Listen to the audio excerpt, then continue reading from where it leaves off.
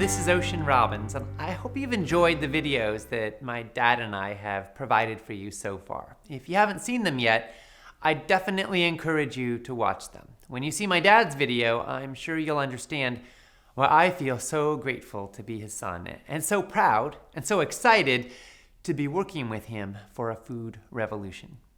Now, in today's video, I am thrilled to introduce you to one of the guiding lights of the food movement and one of our summit speakers, Kris Carr. Kris is a New York Times bestselling author, wellness activist, and cancer survivor. Back in 2003, Kris directed and starred in Crazy Sexy Cancer, which was an inspirational documentary that chronicled her journey from cancer diagnosis to vibrant health. Kris's extraordinary journey led her to crank the stress down and the joy factor up. It brought her back to nature, the garden, and to the people and animals that fuel her spirit every day. In the process, she created a blueprint for a healthy and happy life that she shares all over the planet.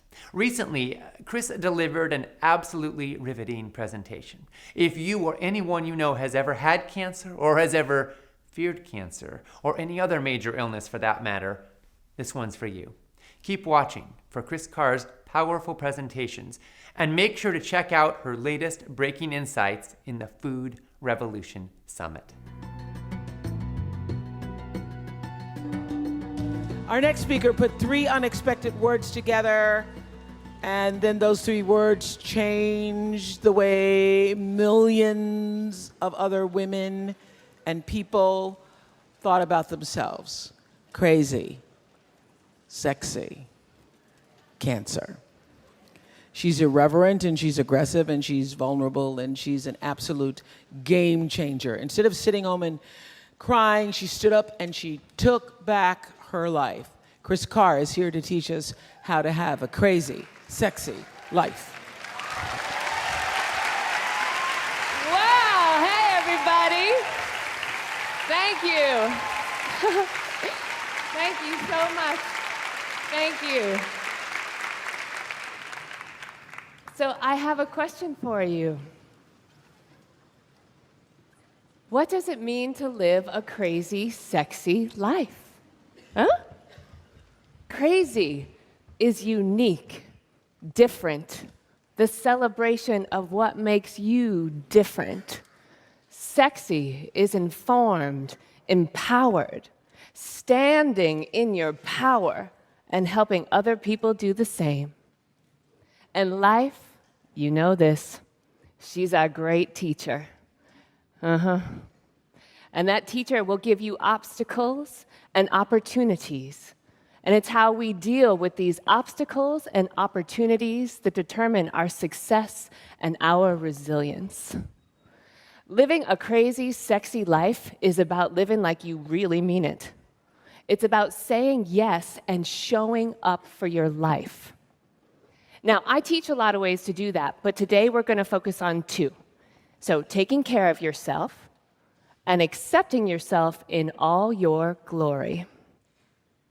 But before I begin, I want to make something clear. I didn't used to live a crazy, sexy life. No. In fact, there was a time when I was a steaming hot mess. Steaming. Like a pile of steaming hot messness. Until a holy shizzle,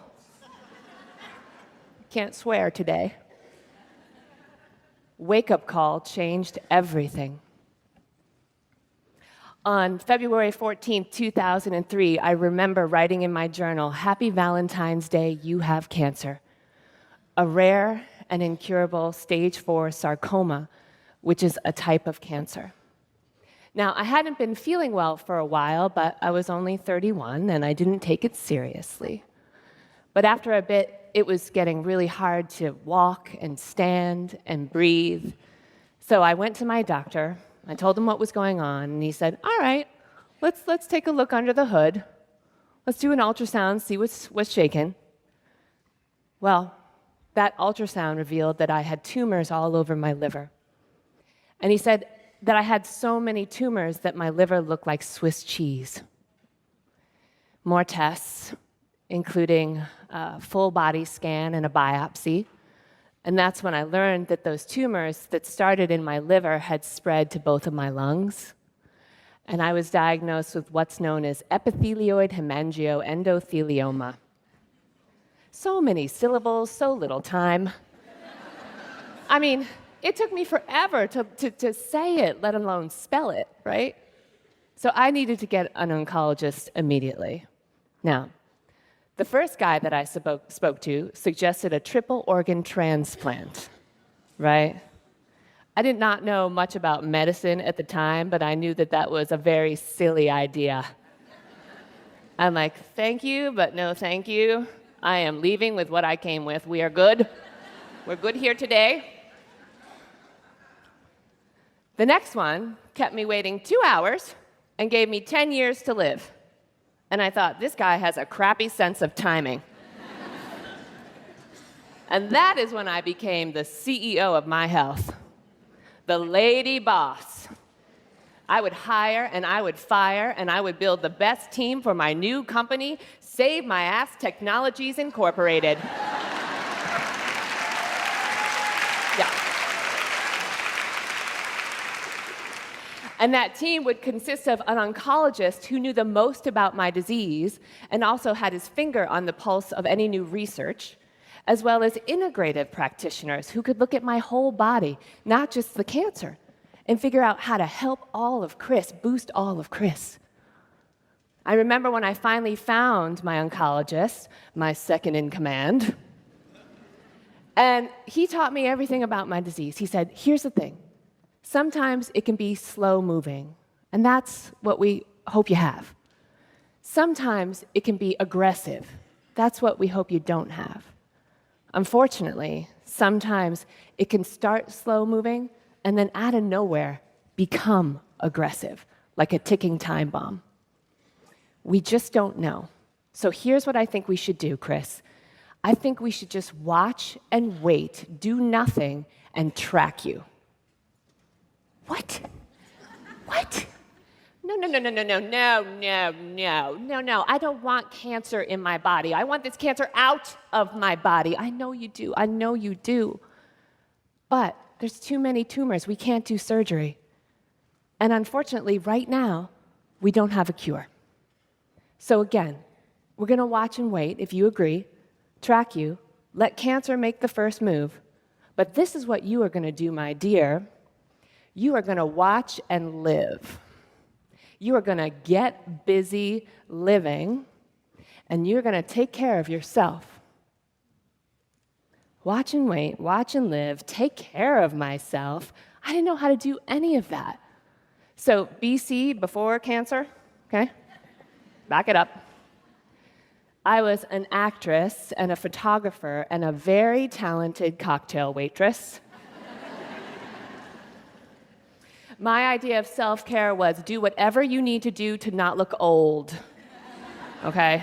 Don't look old. That's self-care.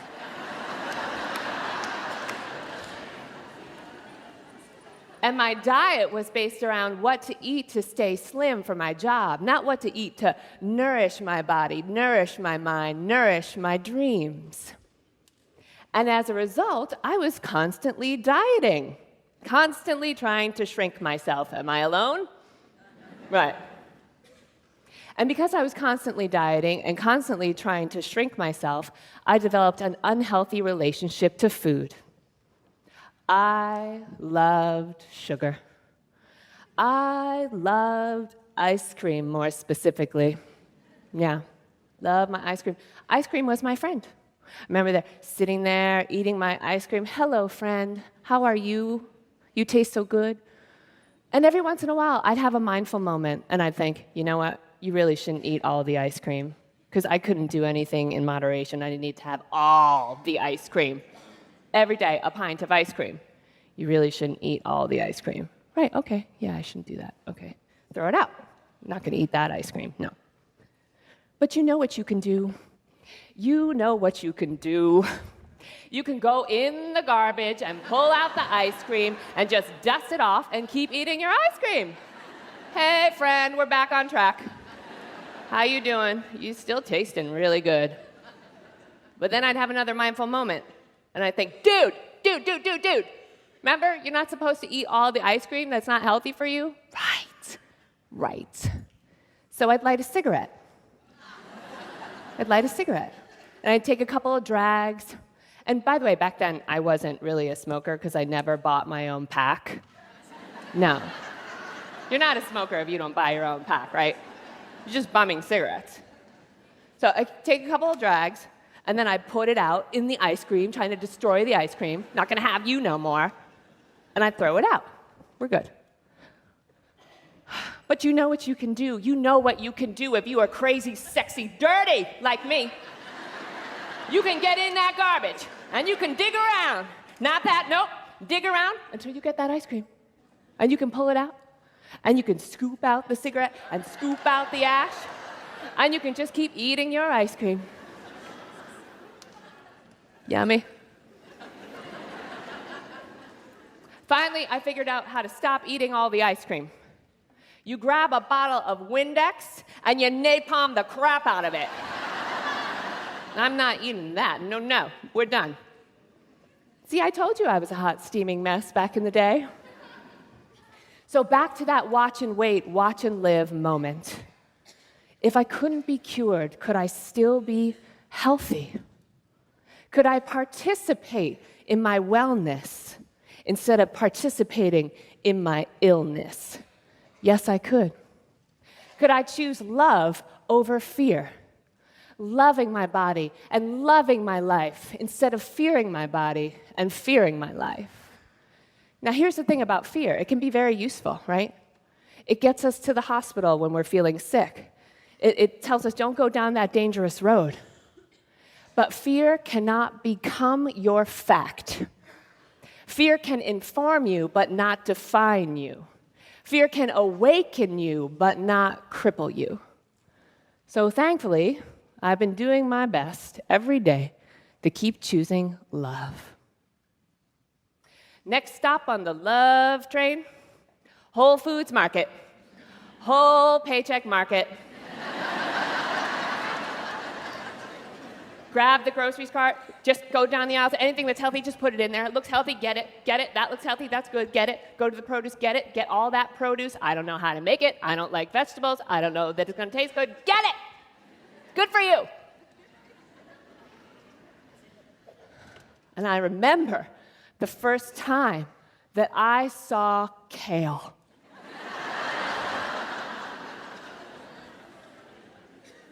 I didn't know what was going to kill me first, the cancer or that weed. Now, this is back in 2003, guys. This is long before kale had a publicist. Kale has a very powerful Hollywood publicist today. Kale is the cool girl in the produce aisle. All the bloggers blogging about kale. Kale t-shirts, peas and kale bags.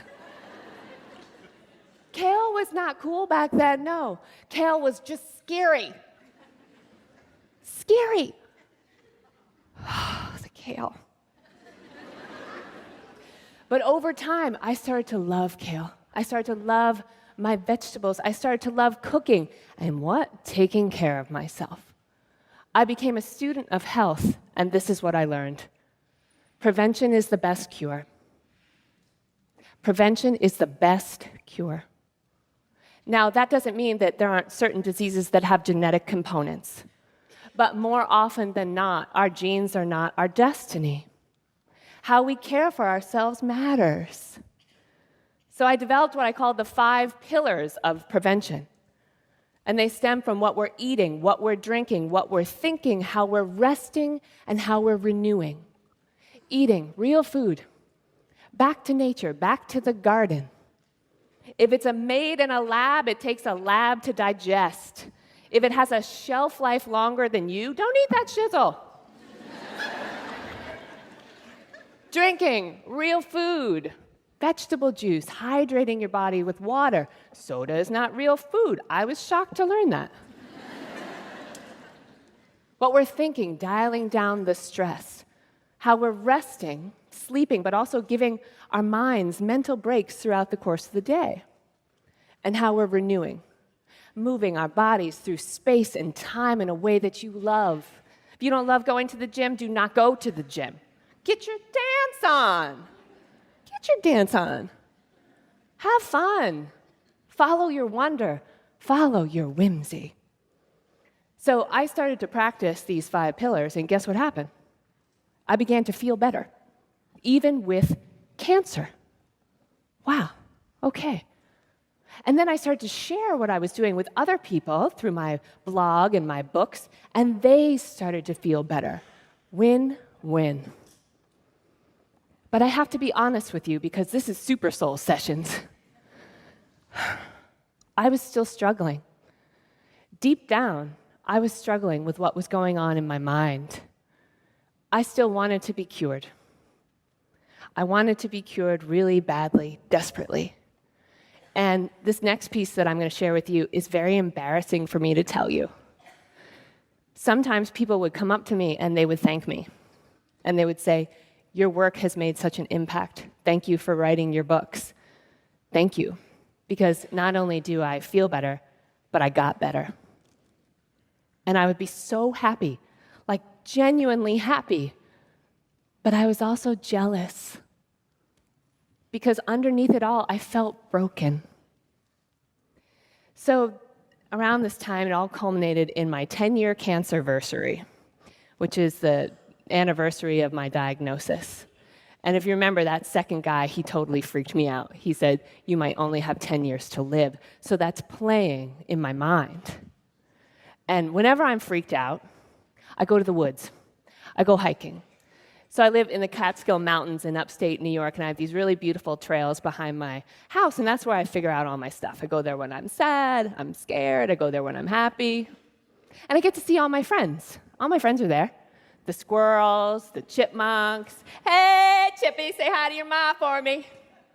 The deer, everybody's there. We have a great time.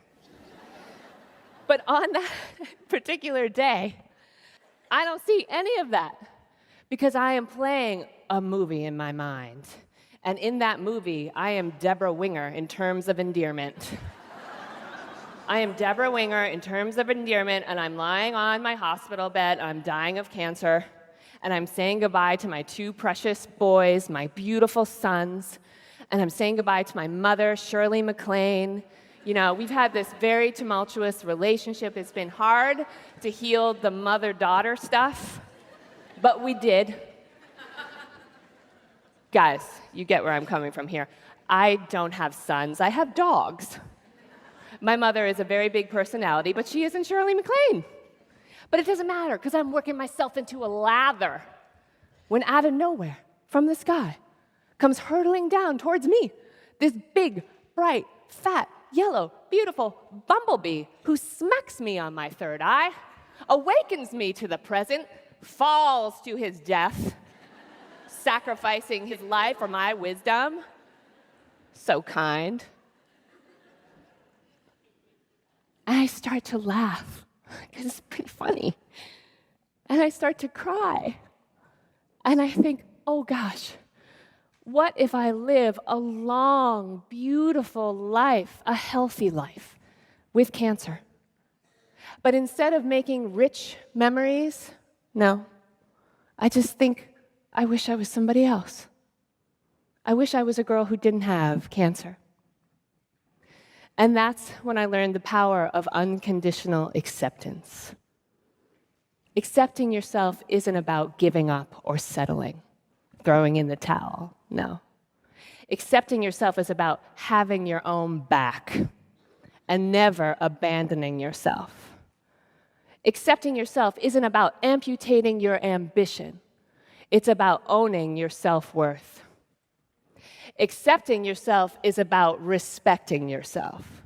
It's about honoring who you are right now, today, in this moment, not just who you could become somewhere down the line when we create a mythical, better version of ourselves. Huh? You see, we all want to do better, we want to be better, we want to feel better, and we can. But when we seek from a place of lack or deficiency or feeling like, you know what, I'm just not enough, we create more suffering in our lives. When we seek from a place of wholeness, of knowing that I am already a badass. Already. I just want to create some more badassery in my life. That's when we grow in a sustainable way. You are not broken. Not one of you in this room. You are not broken. I am not broken. We don't need fixing. We need loving.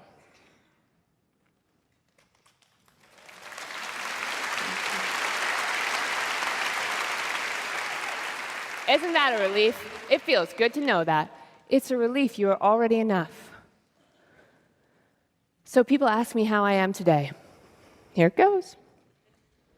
I am living my crazy, sexy, big, bright life with cancer. I may not be cured, but I am healthy and I am healing. You know, curing takes place in the physical body. Healing takes place in the spirit.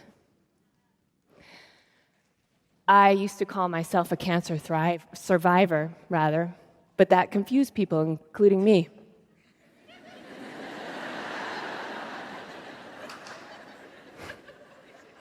Because they thought I went into remission. And now I call myself a cancer thriver. Life is a terminal condition. We are all gonna die, right? But how many of us are gonna truly live? Truly live. Give yourself permission to start living your crazy, sexy life. Give yourself permission to say yes. Give yourself permission to show up. Give yourself permission to take care of yourself, to accept yourself in all your glory. Give yourself permission to live like you really, really mean it. Thank you so, so much. Thank you. Thank you. Thank you. Thank you. Crazy, sexy, ooh, ooh. Thank you.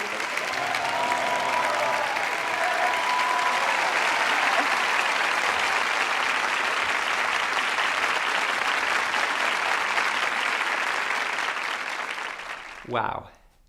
Thank you, Kris Carr. You know, when Kris said, I am living my crazy, sexy, big, bright life with cancer. I may not be cured, but I am healthy and I am healing. I thought about how many of us struggle with aches, pains, sufferings, and fears. You know, we don't all have cancer like Kris does, and like she has for more than 15 years now. But we all do have our own struggles. And although life is a terminal condition, and we're all going to die eventually, how many of us are truly living? The Food Revolution Summit is about giving you the knowledge and the tools that you need to fight disease and to add years to your life. But it's also about helping you to add life to your years. About giving you the support and the knowledge that will help you to have more vibrancy, more vitality, more joy. In the Food Revolution Summit, you'll hear my dad interviewing Kris and many of the other top food experts on the planet. You'll get their latest breaking insights from the frontiers of human wellness and nutritional science. And you'll find out how you can put these insights to work to help you fight disease and enjoy the energy, the resiliency, and the mental clarity that you deserve. And if you want to own it all, any time or place you like, for the rest of your life, and to have the transcripts and more than $2,000 worth of bonuses, then be sure to check out the empowerment package before the sale price ends. I can't wait to share it all with you. And in the meanwhile, please stay tuned to your inbox for details on how you can access the next video in our pre-summit warm-up series. We're going to bring you a riveting and incredibly powerful presentation from Dr. William Li. Dr. Li will share his breakthrough research on how you can literally eat to fight cancer. In this video, you will discover the foods that have been scientifically proven to fight cancer and to help you thrive. This is cutting-edge research that could save millions of lives. I'll see you there, and I'll see you also in the Food Revolution Summit.